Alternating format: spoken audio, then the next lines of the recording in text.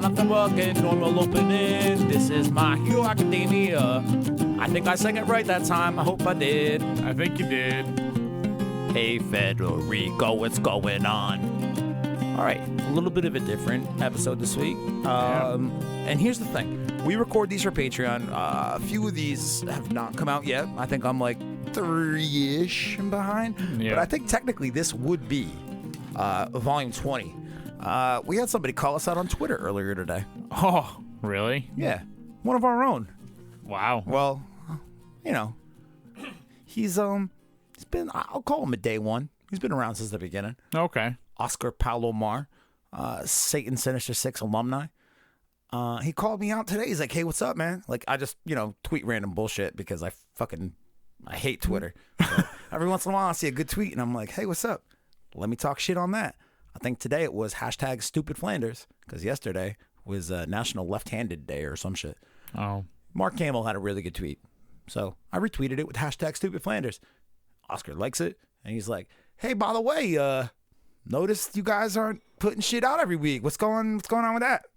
Wow. I was like, You just go right to the point. whoa, you can't even appreciate a good Mark Hamill thing for a second, huh? You just got to go right to calling a motherfucker out. Okay. Yeah, Coming that's straight up with the fire, man. cool. I'm glad that you just, threw me out on blast like that, Oscar.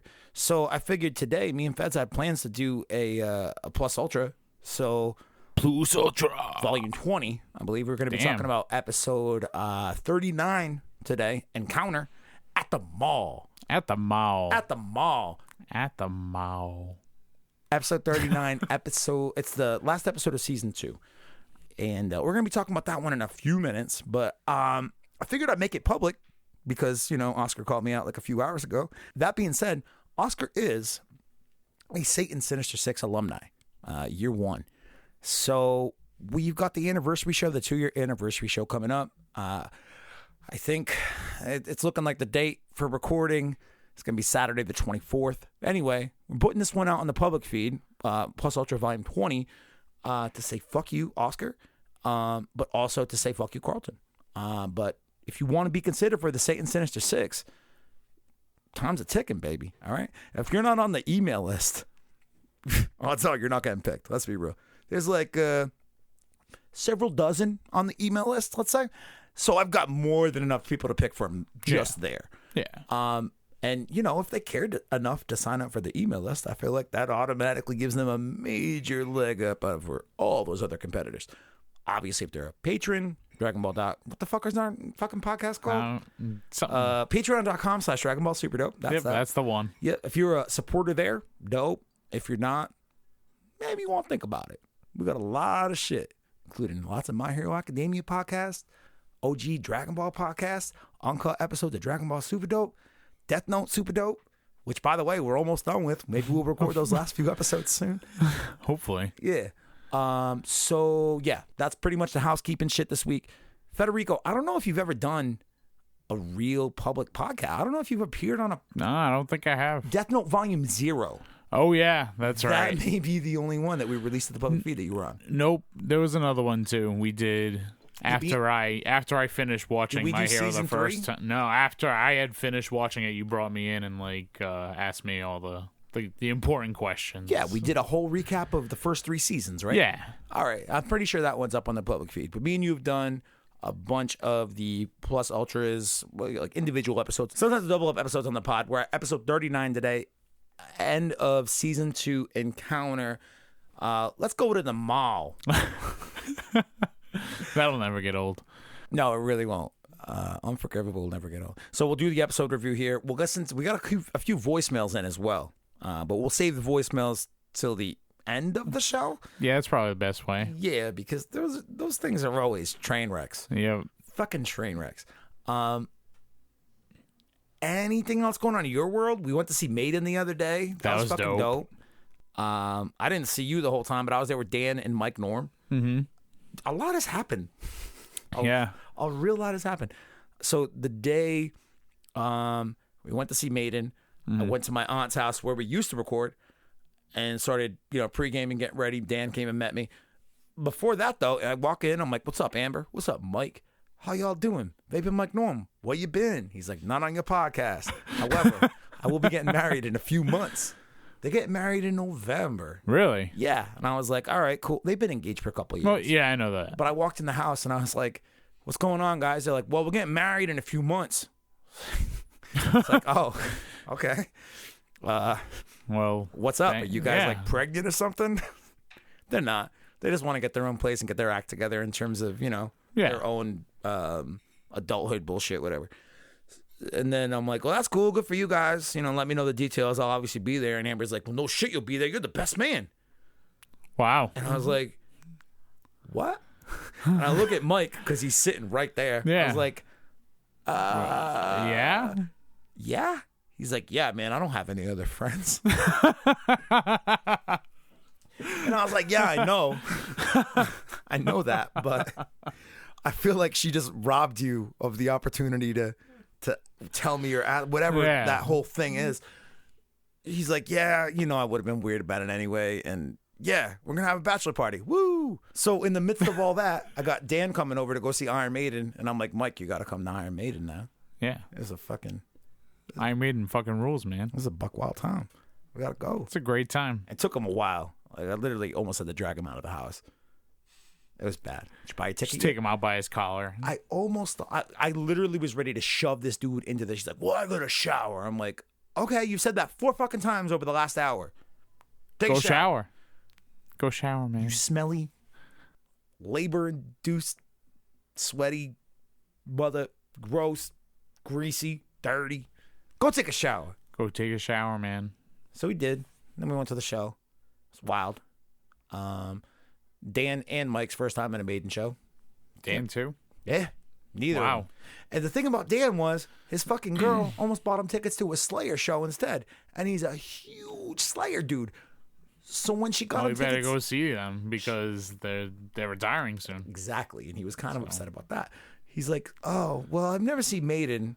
And then he realized I love Maiden. Yeah. And he's like, well, I don't really have anyone else that is down with Maiden like you are, so let's go. And I was like, dude. You just opened up a can of worms, my friend. Yeah.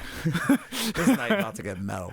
One of the best Maiden shows I've ever seen. Yeah, that was awesome. Bar fucking none. Great set list and everything. Yeah, not a bad song. No. Even for the greater good of God. Yep. For the greater good of God. So Maiden was badass, and then 4 days later I sold my soul back to the devil because I saw them play Number of the Beast. 666.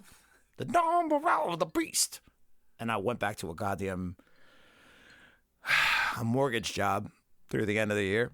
So that's another reason, Oscar, my life has gotten so much more hectic in the last couple of weeks. Because when I get up in the morning, I get myself a gun. No. When I get up in the morning, I usually have to edit something for a client because I have been working and running 10 other podcasts while I've been out of work for the last year and a half, and I've got 10 people to support. Usually get up and edit and post and do all those administrative things. Go to the office for 8 to 9 hours. Come home, work on some more shit for at least 2 to 3 hours, and then go to bed. Or I'll try to play Chrono Trigger for an hour. Yeah, yeah, that's what you've been playing lately? Dude, never had the opportunity to play Chrono Trigger. Chrono Trigger is basically Dragon Ball Z's fucking cousin. Because Akira Toriyama did all the character designs. And it's a fascinating game. It's a lot of fun. It's basically Final Fantasy VII before Final Fantasy VII, and it's on a Super Nintendo. Alex one day had to come over and drop some shit off, but he was like, look what I found in a box. What's in the box? A slightly water damaged cartridge of Chrono Trigger. And I've been playing the fuck out of it. Because homie don't have an SNES and he wanted to bring it over here to test it. And I said, yeah, sure. But what the fuck are you going to do with it now that you know it works? Yeah. You're leaving it here. So, yeah, make podcasts in the morning, mortgages in the evening, podcasts at supper time. When podcasts are on a bagel, you can podcast anytime. I'm working a lot, all right? That was my point. And eating a lot of bagel bites, apparently. Not enough. I feel like my life would be a little bit easier if I had more bagel bites. If you go to patreon.com/Dragon Ball Super Dope, pledge $5 so you can get all these extra fucking podcasts. Maybe I'll get an extra fucking box of pizza bagels, all right?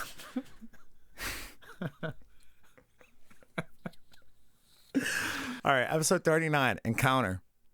We're coming off of everybody's final exams, and we got some fucking flunkies in this class. Yeah, man. 5 of them. You and your group of flunkies. Kirishima, Denki Kaminari. Genki means spirit in Japan. But Yeah. It's Denki Kaminari. Sero is pretty much on the Yep. Mineta kind of bailed his ass out. Mina, who am I forgetting? I don't know. Kirishima? Did I say Kirishima? No, you didn't. Wow. Ijiro Kirishima. What the hell? Kirishima Ijiro? Ijiro. Ijiro Kirishima? Ijiro is the tail guy? No, that's Ojima. Jesus. Too many fucking characters in this anime for me to keep straight. Not only do I got to keep their last names and their first name straight, I also got to keep their hero name straight. Whoop-pow. Although I don't really know Ojiro's fucking name there, except Cocktail, right? I don't think I've ever called him Cocktail before, but it makes so much sense that I just did. Anyway, they're all feeling real bad about how dumb they are. Yeah, man. And how they're not gonna get to go to They're all bummed out about cool summer camp, man. They're like, oh man, they're gonna learn so much stuff. They're gonna be real practical heroes. And we're failures. Because being a failure in Japan, you know what happens when you dishonor your family? What happens? You basically just want to kill yourself. Which now that I have an office job back again, I can totally relate. I just want to kill myself all the time. You dishonor your family. Yeah, dishonor my fucking life. But hey, just kidding. Shoto Aizawa comes in. He's like, what's up, you flunkies? I feel like Shoto Aizawa and Prince, there's some crossover there. Yeah, absolutely. Especially with the scarves and shit. You and your gang of and the dark circles under the eyes and the hair on the face. Yep. You and your group of flunkies. You're going to get to go to summer camp. And they're all like, what? We got to go to the mall and go shopping now. Right now. Date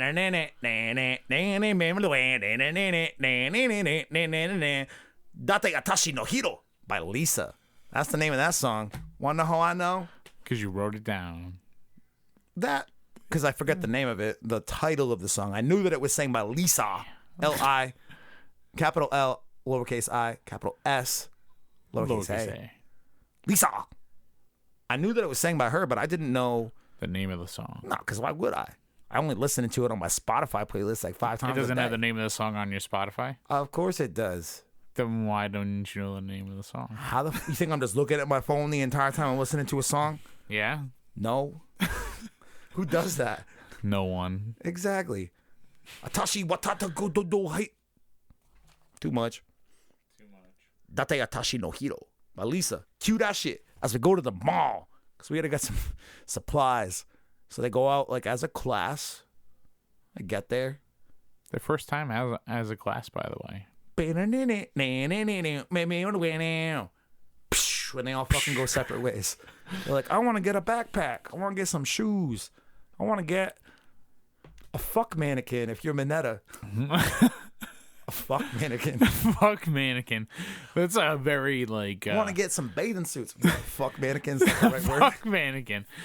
It's a very elegant way to call a you know sex what that doll. is? Yeah. That's a new band name. And I fucking call it. Fuck mannequin. Hey, who's playing at Lupo's tonight? Oh, you know, fuck mannequin. What? Everyone goes their separate ways to buy their fuck mannequins and the like.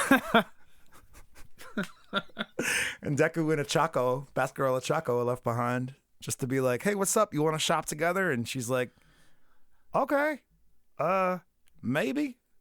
He's like, I got to buy some wrist weights to up the juice on my cranking. You know what I'm saying? And she's like, no, I don't. I've got no point of reference for male masturbatory practices. But if you're going to get your wrist weight on, I'm going to go this way. She runs away. No sooner does Deku go to the wrist weight outlet, he has a dude in a hoodie come up to him. And that's like one of the good part, the wrist weight outlet. You guys don't realize, because you probably aren't listening to the Patreon cut, but I just had to try that like 4 times. The wrist weight outlet was how it came out the 4th time. That's not how I planned it. Anyway, you gotta get some wrist weights so I can punch through walls like a true Kyle does. And all of a sudden, all these people in the mall are like, hey, you're from the sports festival, huh? Hey, that's right. You got your face fucked up by that Endeavor kid. That was cool. Word. We remember you. And he's like, wow, people remember me. That's cool. Cool. Until the wrong person recognizes him. Mm-hmm. And you know what it is? It's always this fucking person. This is always the person. I don't care the circumstance. I don't care the fictional reality we're talking about. I don't care if it's this reality in our own like personal fucking world, alternate reality, whatever. You never want to be approached in public by the pale kid with a hoodie on, with his hood up, and he looks like he's got really chapped lips. You never want that guy to come up to you. Nah, man. You know he's not going to talk to you about anything fucking cool. And he might even grab you by the neck and be like, what's up, bitch? We sitting down here in the middle of this mall. And sure enough, that's exactly what fucking happens. Yep. Grabs him by the neck and says, we're sitting down in the middle of the mall. Except when this guy grabs you by the neck, he might rot your neck out with his rot hands. It's crotch rot. He will, actually. Yeah. Quirk, crotch rot. Anyway, I forgot what I was talking about. Oh yeah, Tomoe Shigaraki, crotch rot your throat. Yep. Quirk, crotch rot your throat. I really, and as stupid as we've been for this first 20 minutes, this is a really, really good episode. Yep. And when we started to watch it, I kind of overlooked the fact that it's a season finale for season 2. And it makes sense that even though it starts off with this ridiculous premise and it seems like really fillerish, that we're all going to go to the mall and buy stuff for our camping trip. Yeah. And it's like, oh, all right. I remember the first time I watched it, I was like, really? Yeah. This is how this is going to end now? We just had some what of those, I thought, too. This is some of the most badass shit we've seen in My Hero Academia to this point. And it's like, well, we're all back at school. We're all alive. We're going to the mall. Yeah. I thought it was going to be them, like, showing what they fucking bought to each other and shit. I thought it was going to be like a quick scene, if anything. But it turns out to be the entire episode. And when they get to that first eye catch, like, it's so strange. The structuring of this episode, it's like a cold open before the intro. Beginning of this episode, when Dabi and Toga show up. Toga. Huh? That's what I said. Toga. Yeah, I know. Toga. Yes. I know. I had to try 5 times. Yeah. Okay. Yeah. If you listen to the Patreon uncut version, you'll see why. When Toga and Dabi show up, they're like, what's up? Where's the hero killer staying? He's really cool. He's the only reason we showed up here. It's like, oh, he's in jail. I guess I'm kind of his boss or whatever. So you want to join up with me, I guess? And they're like, we want to just be part of the same, criminal organization or whatever, the same kind of ideals. Shigaraki is just like, what the fuck, man? I attacked you. I attacked the USJ. I did all of these crazy fucking things. Hero Killer Stain shows up for like 15 fucking minutes, kicks the shit out of a couple 15-year-olds in an alleyway, and all of a sudden everybody fucking loves him. Really? Obviously, he, what was it? Something like 30 plus heroes that he's either killed or mortally wounded. But the only time we really see him versus all the crazy shit we've seen Shigaraki done throughout these first 35, 40 episodes of the series, Hero Killer Stain comes up and upstages him really, really quickly. Yep. And he's got a chap butt about it, if you know what I mean. A chap butthole. I would have loved to have seen the 3 of them actually fight. Yeah, I wonder who would have won. Well, I'm going Dabi. Yeah, me Out of the too. 3 of them, I'm going Dabi. Although if Toga gets a knife into either of them, that might be it. Right? How does her quirk work? But the thing is when Shigaraki grabs anything, it just instantly turns into dust. So Crotch rot. Yes, crotch rot. So he crotch rot their weapons away and shit. I mean, Dabi got the flames, the blue flames. Yeah, but all he has to do is grab his wrist. Yeah, but what if he's burning up? Blue flames. He might be quicker than him. Who knows? Quick Draw McGraw. He went to art school. Yeah, Quick Draw McGraw. It's a little Wayne lyric, I think. I don't even know. So I would have loved to have seen the 3 of them, but Kirigiri, Warpgate, ever the fucking adult. Nope, can't do that. It's like, nah, motherfuckers. Shigaraki's like, fuck that. Everybody likes Hero Killer Stain. I'm gonna get the fuck out of here. I'm going to the mall. And it cuts. It's a weirdly structured episode. That's the cold open. Then it's the theme song. Then it's the students back at UA. Aizawa giving them some shit about who didn't pass. And then they go to the mall as a class to go camping. Yeah. Yeah. I'm pretty sure I'm singing the extended version of that song right now. So I got this problem, man. What's this problem? Basically, it's just I can't stop listening to Japanese songs on Spotify like 90% of the time. Well, I mean, if you really like it, just listen to it, man. I do. All right, good. So I do. Good. Double good. Good in the hood. It's all good in the hood, G. Good squirt. So... What? Ho, ho, ho, yeah, yeah, yeah. Now I gotta fucking throw the sound in there. All right? See what you're making me do, Oscar? Ho, ho, ho, yeah, yeah, yeah. Fucking Oscar. Fucking Oscar, man. So they have that whole little let's go to the mall thing together. And when they get to the mall, Shigaraki comes out and he's like, "What's up, kid?" By the way, Shigaraki... didn't realize he's voiced by Eric Vale, because I don't really pay attention to the dub credits all that often. Eric Vale, voice of Future Trunks. And then we get the title card of Encounter. And then we get the eye catch immediately afterwards. So the title card just kind of comes out of nowhere, almost like it's a fucking Pokemon game. You've encountered a wild Shigaraki, or, flip the perspective there. You've acquired or encountered, or flip the perspective there. You've encountered a wild Deku out in the Buckwild Mall. Ho, ho, ho, yeah, yeah, yeah. I am Lord, yeah, yeah, yeah. Now those songs will always remind me of one another. Oh, boy. And Shigaraki just goes off on this long-ass tangent about how these two new people show up and they love the hero killer Stain and how he's done all this cool, evil shit and nobody really seems to care. And what the fuck is the difference between the two of us? All the meanwhile, he's got his hood up, his lips chapped, hand around Deku's throat. They looking like their boyfriends leaning in real close, whispering into each other's ear and shit in the mall. And I'm like, that's a nice moment.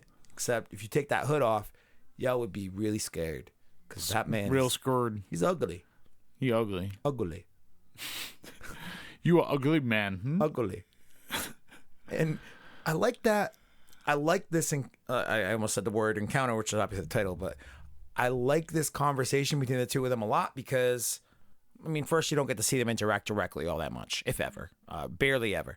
So when it does happen, and again, these are like supposed to be the antithesis to one another. Like, he's the epitome of the upcoming hero, and he's the epitome of the upcoming villain who's going to take over for the respective, thrones as the big bad and the big hero on each side, respectively. The two of these having this conversation before either of them ascend to either of those posts as top and top, and they're just working their way up. One working for All For One, one working for All Might. It's a weird fucking dynamic. Never mind the fact that Shigaraki's basically just having like a nervous breakdown, being like, why don't people respect me? Deku, help me figure out why people don't respect me. I'm a badass too, right? I can rot your throat out right now. I'm bad, right? And Deku's like, yeah, no, you're bad. You're real bad. He's like, well, why do people love that hero killing then? They're selling this fucking t-shirt over there at the mall for $5. And he's like, I'll tell you why. Shigaraki's like, oh, yeah, yeah, yeah. This is not going to stop, is it? I don't know. I guess we'll see. He's like, I'll tell you why. Jefferson has beliefs. Burr has none. That's a Hamilton reference, but it also is kind of relevant to what this conversation is. Yep. The hero killer Stain obviously is motivated by wanting to tear down the false idols that are in the hero world now. People who are cashing in immensely off of their endorsement deals or whatever the fuck. And he's like, All Might, he's where it's at. He's a real hero. He's the standard. I'm going to kill people until they learn to act more like All Might. And if anyone's going to catch me, it's him. It can only be that All Might motherfucker. So that tie between Stain's ideology to All Might being this huge central pillar in the entire world, that's really that's really the biggest difference between Stain and Shigaraki. Shigaraki's much more like, I wanted you bad. Generally, yeah, I hate All Might, but I hate all heroes, and I just want to kill some shit and whatever. I just want to be a general villain. Don't stand anything for in particular. And when Deku kind of brings this to his attention, he's like, Jefferson has beliefs, Burr has none. Basically Stain stands for something that people can relate to. But on the same time, people can also relate to it because they know that All Might's not going to let anything happen to them. People can go and fucking buy a Hero Killer Stain t-shirt because they know that ultimately All Might's going to keep them safe. People can go and be like, this is my First Amendment right to say what the stupid shit I want to say, but the U.S. government's going to keep me safe. It's the same kind of idea. Mm-hmm. So in Shigaraki, it clicks. He's like, oh, the only reason they like that Stain motherfucker is because they know All Might will ultimately probably be able to protect them from him. If I kill All Might and this Stain motherfucker's in jail anyway, that's really the first piece to fall in terms of the larger plan of like making the League of Villains a more prominent agency in the world, more powerful organization, whatever you want to say. And obviously getting All Might out the way, that solves problems for everybody. Once the Pillar of Peace falls, people are going to feel a lot more emboldened to do the stupid shit that they've got in their heart, say the stupid things that they've got going on in their brain, commit the stupid crimes that they want to fucking do because they know All Might's not going to show up and punch them in the fucking mouth. That's where Shigaraki's brain's at right now. Yep. And that's a real dangerous place for him to be. Ho, ho, ho, yeah, yeah, yeah. Winning in it now, winning in it now. Do you not like Lisa? I do like Lisa. No, it's just not. What if it's Lisa? It's probably Lisa. Ho, ho, ho, yeah, yeah, yeah. Jesus Christ. Yeah, so meanwhile, Achako's looking over the railing up top, and she's like, man, I gotta stop fucking running away every time I get flustered, man. She's so cute. She is best girl. Fli-ba-dee-ba-doo-ba-doo. She's like, I don't even like Deku like that. She's like, I just think he's a real great hero, and he goes out of his way to do his best always and try to succeed. Yeah, we're just friends. It's all good. La la la la la la la la. She's just trying to talk herself out of being in love. I get it. I got to do it every day. I say to myself, hey, you, don't be in love. That's dumb. Anyway, she's going to go tell him, hey, sorry about being weird. I don't love you. Let's go buy you some ankle weights or whatever the fuck you need. Wrist weights, man. Wristlets. Yeah. Wristlet factory outlet. Wrist weight outlet. As she comes up on Deku. Downstairs again, she realizes Deku is having a boyfriend moment with his creepy pale boyfriend with the chapped lips and his hood up.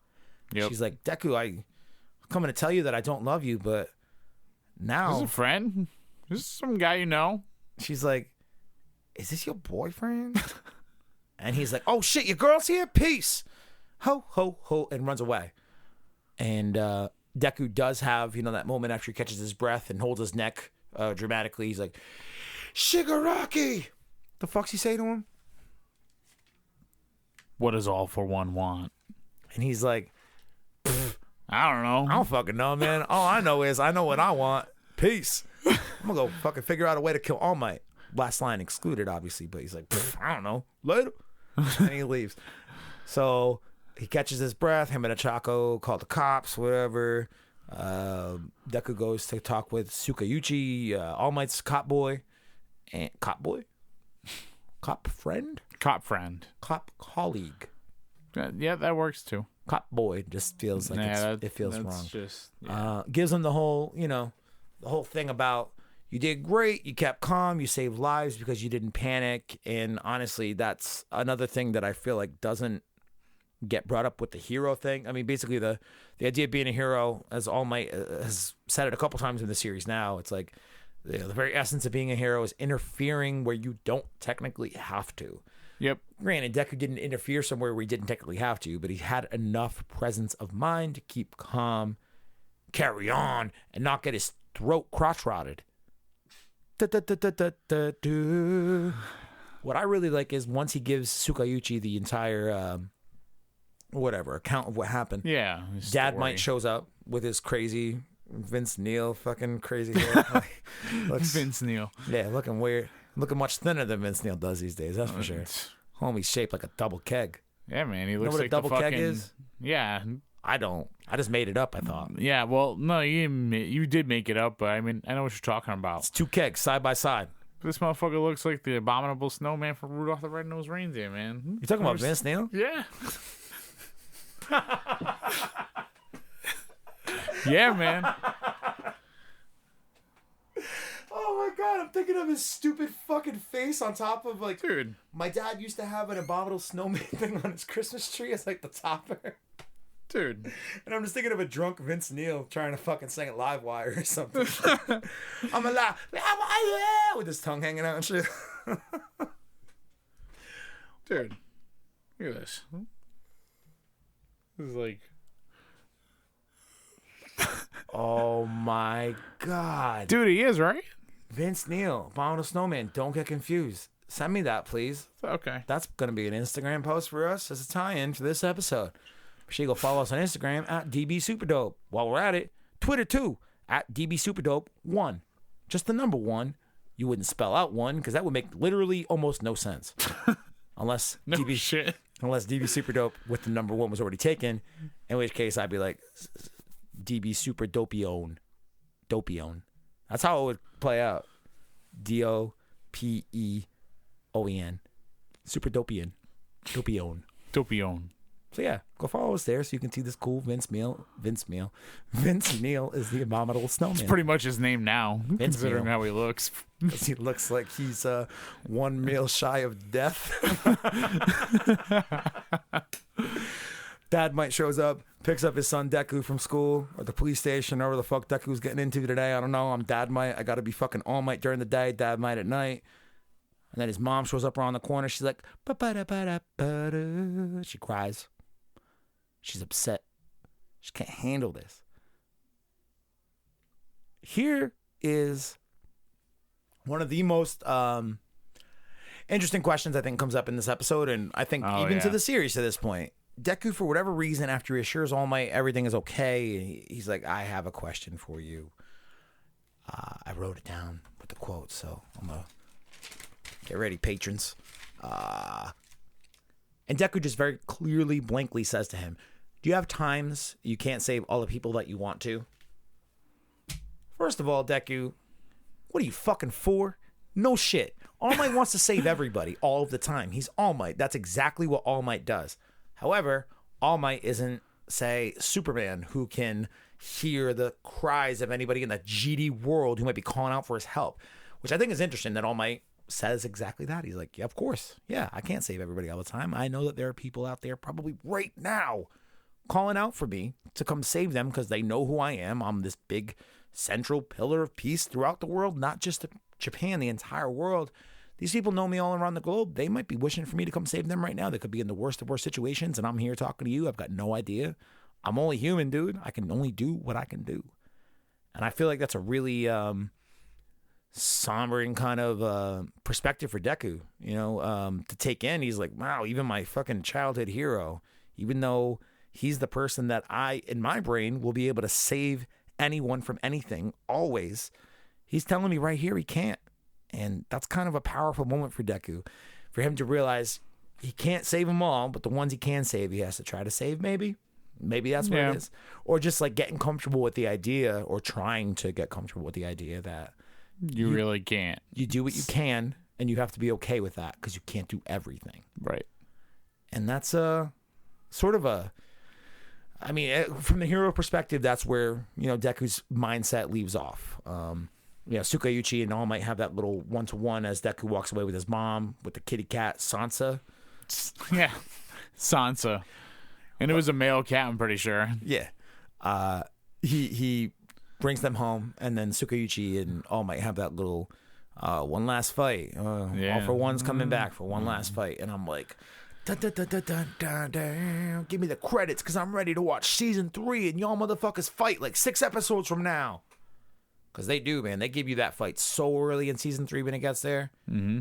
Ugh. I feel like we should have gave you a spoiler warning up front, but... Anyway, that's episode, 39? 39, yeah. 39. 39. Of Boku no Hero Academia! Or My Hero Academia. Me and Feds have done a bunch of those together, so if you want to hear other ones, that should be dropping soon. I don't know when, maybe. I don't know. Got a lot of things going on to do. You're doing things. I'm running things. Cream corn. Call me that because I'm smooth. Fart through silk.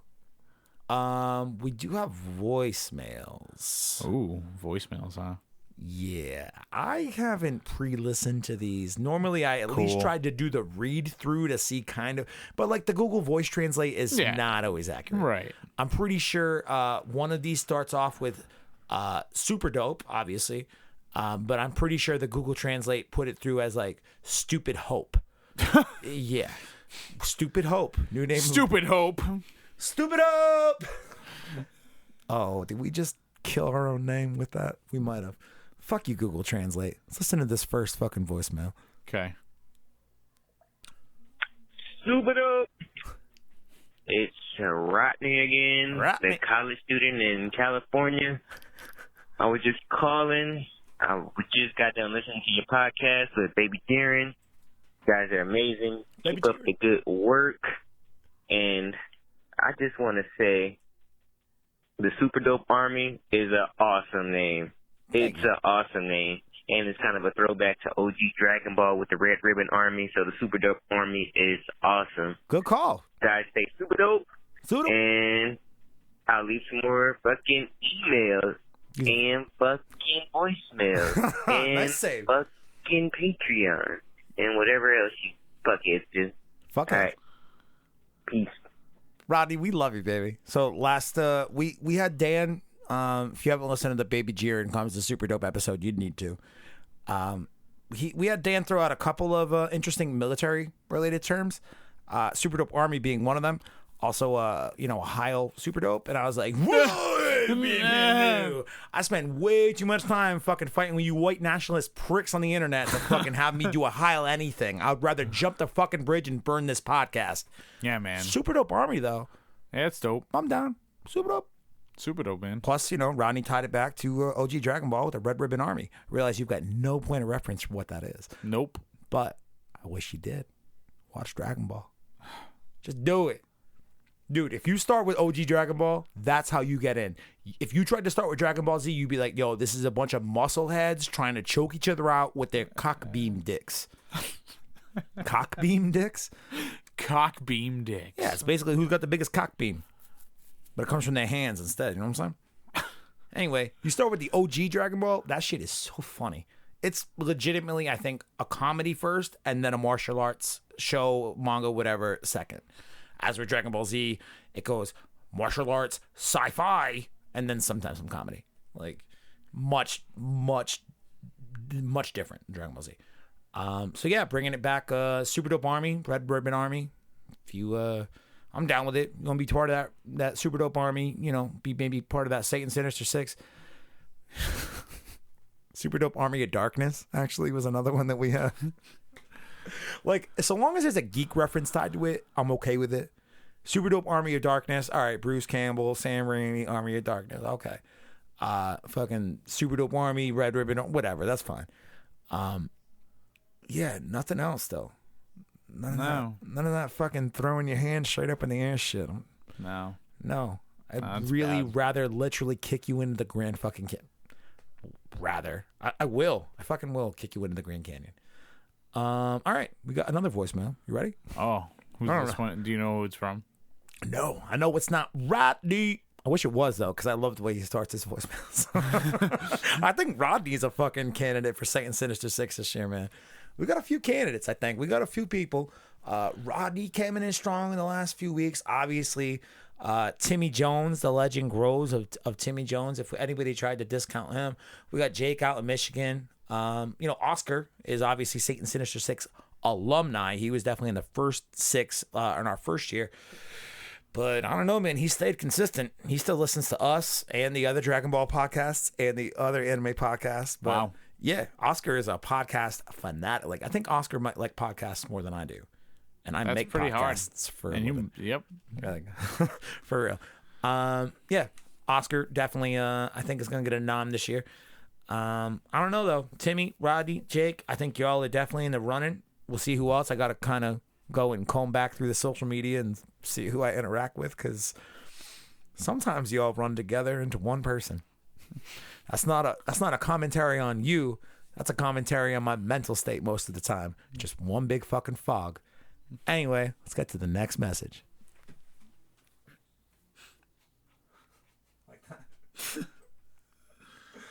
Just one big fucking fog, man. Oh, we're getting rickrolled, huh? I guess it's 2005, and somebody sent us a new 2006, and someone sent us a YouTube link to a Rickroll. This is good. I'm already home, and the roof so do air. I can Rickroll y'all back. You think this kid just couldn't get it from any other girl? I just wanna tell you how I'm feeling. Dude, get it into the phone, you idiot. Yeah. Understand? Can't believe we're listening to it. I don't think this counts as copyright infringement shit because it's coming through this kid's shitty fucking cell phone. Yeah, you can't even hear most of the song. Wanna know what's great though? What? I got this motherfucker's phone number. That was just because Kyle and Jimmy thought that was a trend. What? Because Kyle and Jimmy thought that I was what? Thought that I was a what? I don't know. I think it might be Timmy Jones, though. I can't tell. Thought that I was a troll. Troll. Oh, like trolls from the 80s with the hair and the jewel belly buttons? No, you mean internet troll. Yeah. Yeah, that's right. I forgot. Yes. Yeah. I thought maybe Timmy Jones was a troll. But the legend grows. Matter of fact, Jesus, Timmy, my fucking bad, dude. I forgot. New patron. Kind of. Ish. For some reason. Unbeknownst to me. Timmy Jones kicked up his support from $5 to $10 on the Patreon last month. Damn. Timmy Jones, man. For real. Kid stepping up. Him. Baby fucking Jiren Dan. Who else we got on there? I should really know that off the top of my head because there's like 5 of you. I'm sorry. It's just been a really long 8, 9, 10 days. Oh my God. I just want to tell you how I'm feeling. Can't believe you tried to Rickroll us, Timmy Jones. He did kind of, though. I guess. Fuck. Can't believe you Rickrolled us, Timmy Jones. The fuck, man? Is that why you pledged from $5 to $10? Because you felt guilty about this not Rickroll really good Rickroll? Because, come on, man. Get the music in the phone. I want to hear it. I just want to tell you how I'm feeling. Sounds just like him, man. I know. I'm working on this new act for my acoustic gig. Yeah. Where I go around the casinos, clubs, and basically just pitch myself as a Rick Astley cover band. One-man band. Yeah. I only played 2 songs. Never Gonna Give You Up, and whatever the fuck his other song was. I forget the name of it, too. Everybody does. Yeah. It's the song that's... It's called the song that's not called Never Gonna Give You Up. All right. Yeah. Rodney, Timmy Jones, The Legend Grows, Evermore. Isn't that The Raven? Hark the Raven. Nevermore. Yeah. Yeah. I don't know how to read, so I was hoping you could give me some lessons. Nah, man. Hooked on Phonics would really help me out. So if you want to support Hooked on Phonics for me and also some speech classes, because I put emphases on the wrong syllables, please go to patreon.com/DragonBallSuperDope. Give me some money. Also, you hear some premium podcasts, including the uncut version of this show, which I'm sure will have quite a number of gaffes. Quite a number of gaffes, yes. Oh, God, no. You guys ready to go listen to some anime songs? What? Yeah, you're going to listen to Lisa right now. Here we go.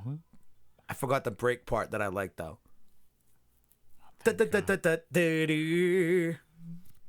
Oh, that's it? I don't know. You don't know. Oh, yeah. Yeah. Yeah.